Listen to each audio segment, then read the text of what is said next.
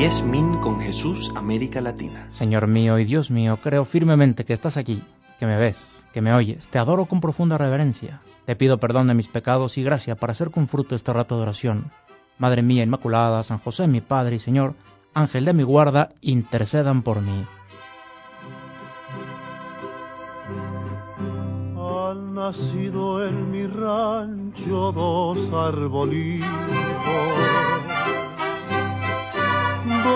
arbolitos que parecen gemelos, y desde mi casita los veo solitos,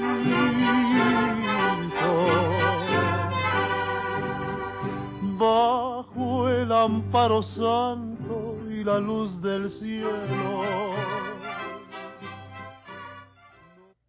Jesús, quise empezar mi oración con esta canción mexicana de Chucho Martínez Gil en voz de Pedro Infante, titulada Dos arbolitos, que habla de dos arbolitos que siempre están juntos, crecieron pegados, y aunque es lógico que la primera referencia de esta oración es a dos novios, a dos esposos que su amor les lleva a no separarse nunca, yo pensaba en la iglesia, porque estamos en la semana de oración por la unidad de los cristianos, y contigo, Jesús, le estamos pidiendo al Espíritu Santo que todos los cristianos volvamos a la unidad, que por diversos motivos históricos nos separó, para que, como dice la canción, todos los cristianos volvamos a ser en ti un solo árbol que le da la misma sombra a todas las personas. Mira, vamos a seguir escuchando un poquito la canción. Ya están separados uno del otro,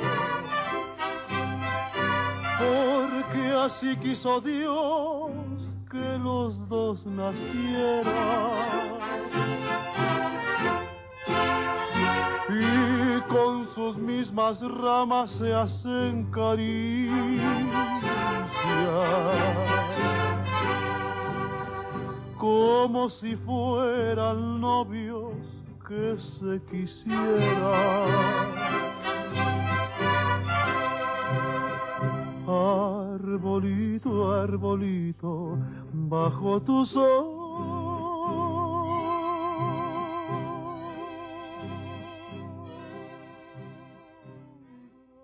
Arbolito, arbolito, bajo tu sombra, te pedimos, Jesús, que tú, que eres el tronco, le des cobijo a todas las personas del mundo entero. Pensar en la iglesia de Oriente y de Occidente como estas dos grandes ramas que parecen dos árboles, pero que en realidad son uno solo.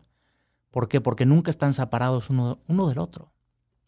Pensar en la unidad de la iglesia no es pensar en la uniformidad, que así como en una familia puede haber muchos hermanos, sin embargo cada uno tiene su propia personalidad, sus gustos, pues así en la iglesia puede haber muchos carismas, pero todos unidos. ¿Y todos unidos a quién? Pues todos unidos al Papa, que es el vicecristo en la tierra, el representante de ti, Señor, aquí en la tierra. La cabeza visible de esa unidad es el Papa. Lo increíble es que hasta en los mismos papas que ha tenido la iglesia se nota esa unidad en la diversidad, porque cada uno ha tenido su manera de ser, cada uno ha sido como muy, muy distinto uno del otro. Podemos pensar en San Pedro y en San Pablo para empezar, que aunque San Pablo no fue papa, pues son las dos columnas de la iglesia, y cómo cada uno tenía su personalidad.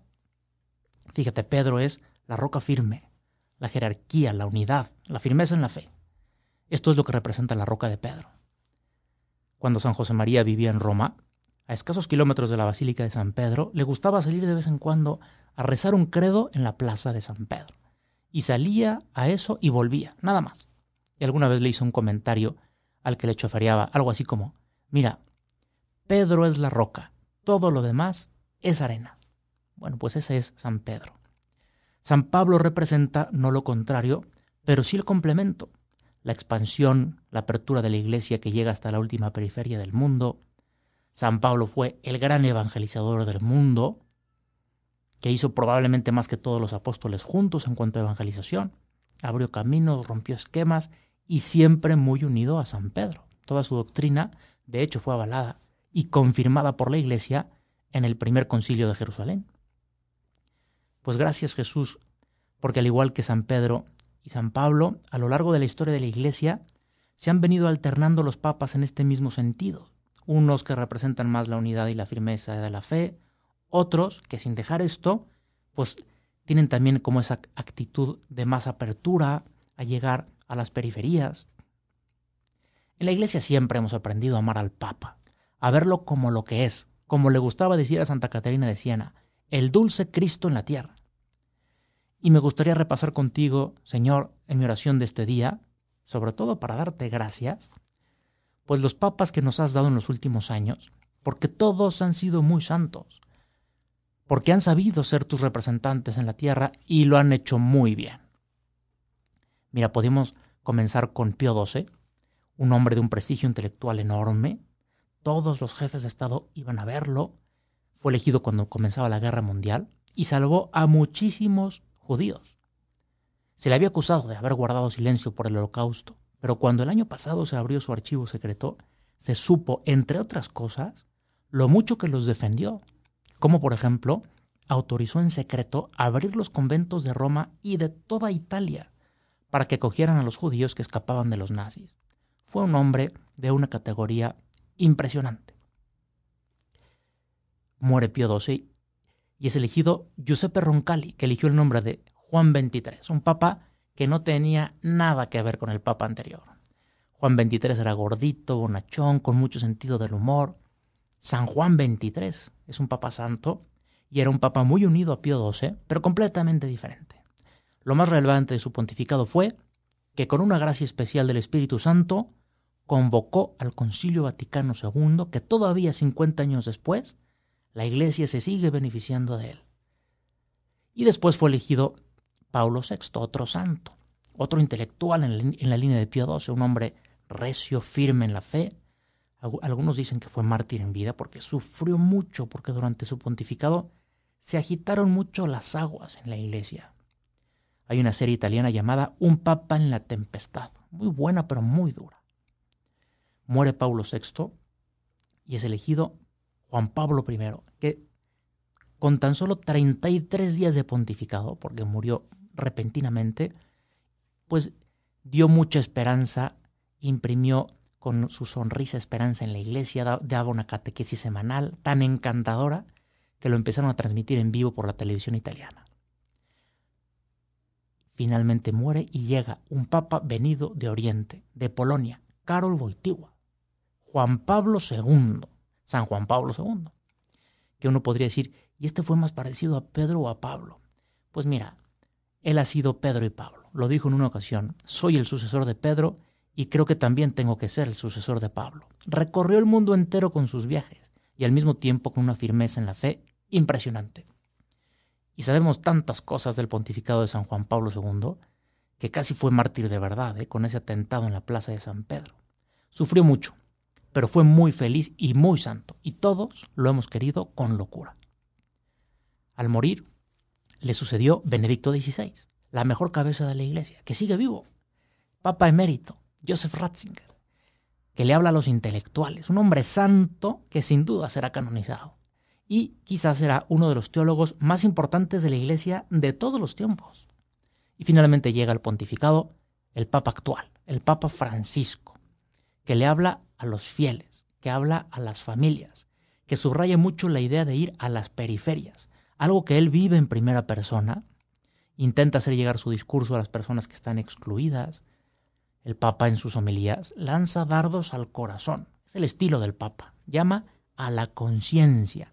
Y este llamar a la conciencia es un estilo que está despertando a mucha gente, que está sacudiendo a mucha gente. Es un papa que escribe y habla con un lenguaje más moderno. Y eso es bueno. Es bueno que sea así porque la doctrina de la Iglesia va llegando a todas las personas. Pues vamos a terminar, Jesús, con este propósito que está en lo más profundo de nuestro ser cristiano. Vamos a querer mucho al Papa, porque ser muy del Papa es ser muy de Jesús, que le dijo a Pedro, tú eres Pedro, y sobre esta roca edificaré mi iglesia. Vamos a querer muchísimo al Papa, sea quien sea, porque además este Papa Francisco nos quiere y lo queremos muchísimo. Y vamos a terminar haciendo este propósito para este año, que todavía comienza, a estar muy unidos al Papa, a ser muy romanos, muy pegados al corazón del Papa, a sus escritos, vamos a leerlo, vamos a escucharlo, que sea esa también como la mejor expresión de unidad dentro de la Iglesia, de unidad dentro de los cristianos y de unidad en todas las familias. Madre mía, cuida mucho al Papa. Y te doy gracias, Dios mío, por los buenos propósitos, afectos e inspiraciones que me has comunicado en esta meditación. Te pido ayuda para ponerlos por obra. Madre mía Inmaculada, San José mi Padre y Señor, Ángel de mi guarda, intercedan por mí.